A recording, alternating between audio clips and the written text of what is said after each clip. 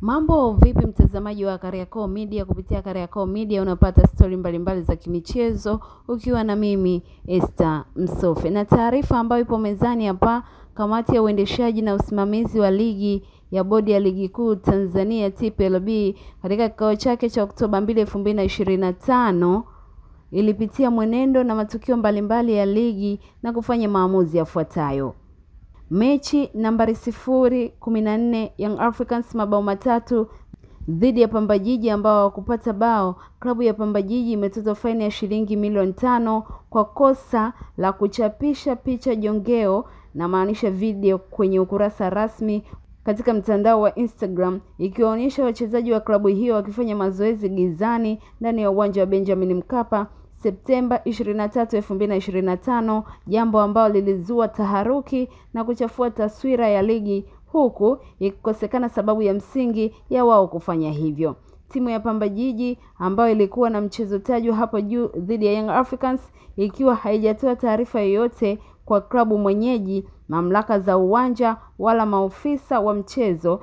ilifika uwanjani hapo saa 12:35 jioni kwa ajili ya kutumia haki ya kikanuni na kufanya mazoezi kwenye uwanja wa mechi katika muda wa mchezo ambao ulipangwa kuanza saa 1 kamili usiku.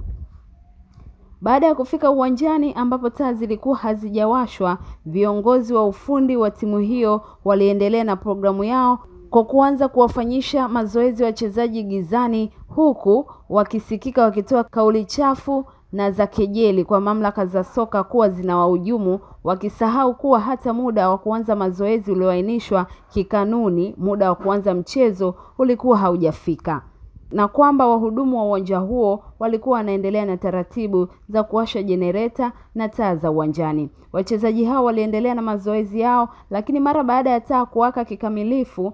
na uwanja kuwa na mwanga wa kutosha majira ya saa 1:08 usiku, makocha waliwaamuru wachezaji wao kuondoka uwanjani, na walipoulizwa na maofisa wa mchezo kwa nini wanaondoka baada ya taa kuwashwa, walisema tayari wamekamilisha programu yao. Adhabu hii ni kwa mujibu wa kanuni ya 47 kifungu cha kwanza ya ligi kuu kuhusu udhibiti kwa klabu. Muhimu, bodi ya ligi kuu Tanzania inazikumbusha klabu zote kuhakikisha zinafuata mwongozo wake kwa kutoa taarifa mapema kuhusu ratiba zao za mazoezi ili maandalizi ya mazingira na miundombinu yafanyike kwa wakati kwa lengo la kukidhi mahitaji ya kikanuni.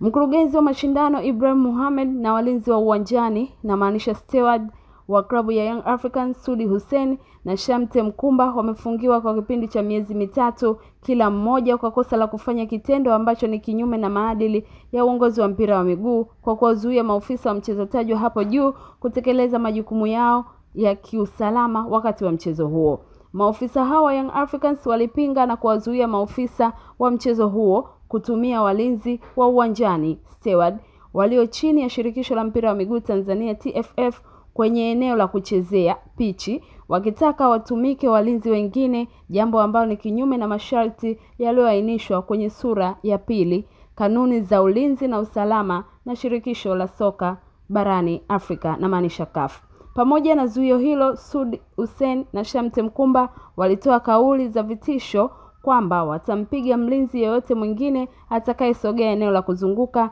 kiwanja pichi, tofauti na wale walioletwa na klabu ya Yanga. Adhabu hii ni kwa mujibu wa kanuni ya 46 kifungu cha 5 ya ligi kuu kuhusu udhibiti kwa viongozi.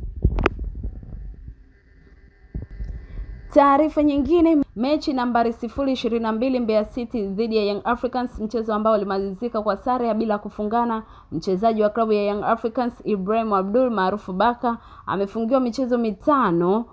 kwa kosa la kumkanyaga kwa maksudi mchezaji wa klabu ya Mbeya City Ibrahim Mohamed, rafu ambayo ilionekana kuwa mbaya zaidi na ingeweza kuhatarisha usalama wa mchezaji huyo. Adhabu hii ni kwa mujibu wa kanuni ya 41 kifungu cha 21 ya ligi kuu kuhusu udhibiti kwa wachezaji.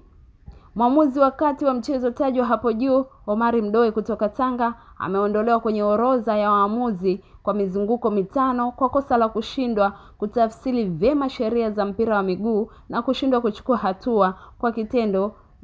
kwa vitendo vya ukiukwaji wa sheria za mpira. Pamoja na matukio mengine, Omari Mdoe alishindwa kutafsiri sheria katika dakika ya 46 ambapo mchezaji wa Mbeya City Mateo Anton alishika mpira ndani ya eneo la penalty lakini hakuchukua hatua yoyote. Mwamuzi huyo pia alishindwa kuchukua hatua baada ya mchezaji Ibrahim Abdul kucheza rafu mbaya katika dakika ya 3 ya mchezo huo. Kwa taarifa mbalimbali endelea kufuatilia Kariakoo Media katika mitandao yetu ya kijamii, na maanisha Facebook na Instagram ni Kariakoo Media. Asante na bye bye.